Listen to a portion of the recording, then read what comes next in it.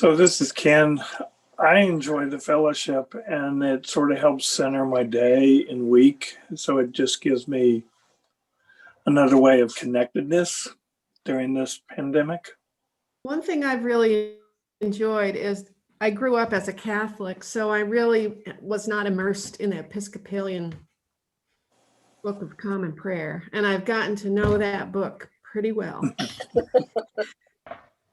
And I've discovered so many really beautifully written prayers in there. This is Keneal.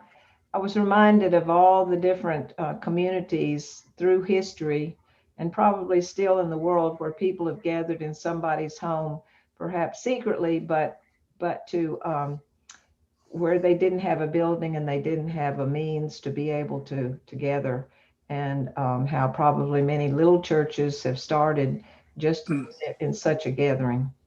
Mm-hmm. Okay, well, this is Durbin.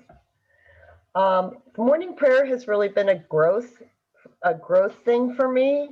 When I first started doing it, heaven forbid that I should be the officiant or the leader, and I have taken over doing leader. I have made friends with people at the church that I've always known, but now know so much better, and it has just built a camaraderie and a connection to St. John's that I might not have in any other way.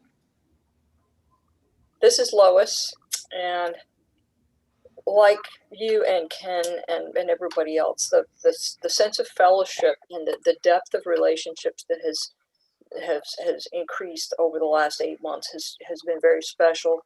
That and I just think there's something wonderful about sort of starting the day first with prayer.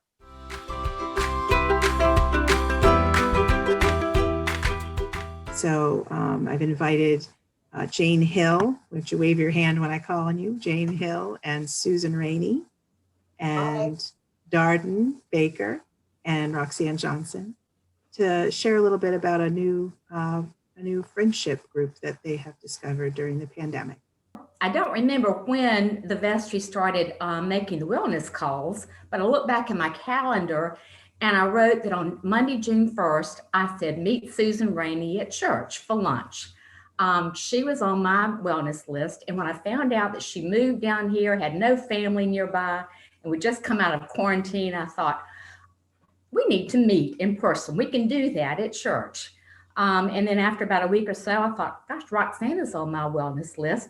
Why not have her join us? And a few weeks after that, I said, we can have Darden come too. So I think we've met every Sunday, every Monday, but one maybe.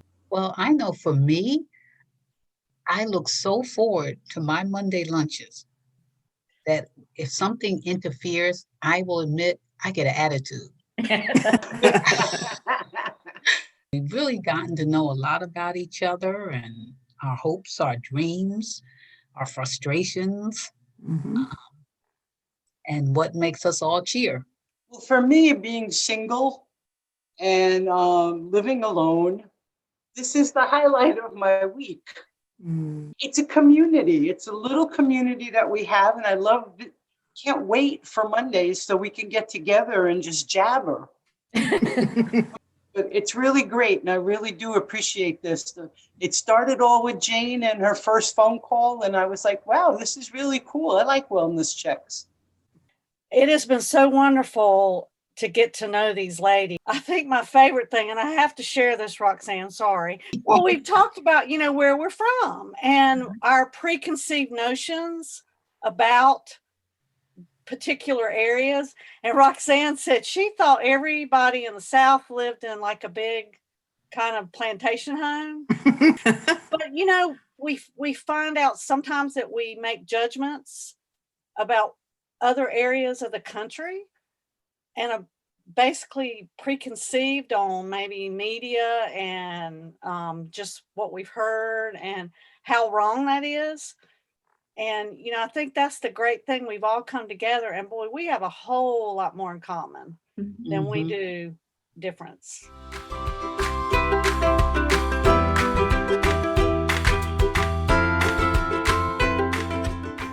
Well, recently, I was the grateful recipient of St. John's Walking in Love.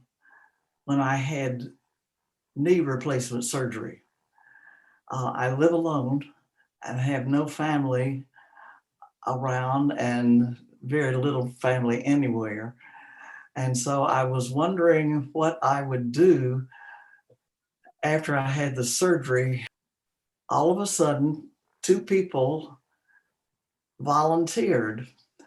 Kitty Kovacs took me to the hospital in the wee hours of the morning and talked to the doctor afterwards.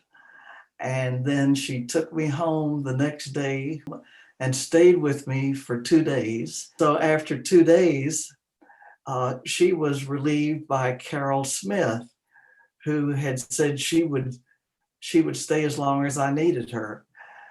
Well, as it turned out, she stayed 4 days. We had food from numerous people in the congregation. They're too numerous to name. From my perspective, St. John could not have had a more appropriate mission than walk in love. Thank you, Patty.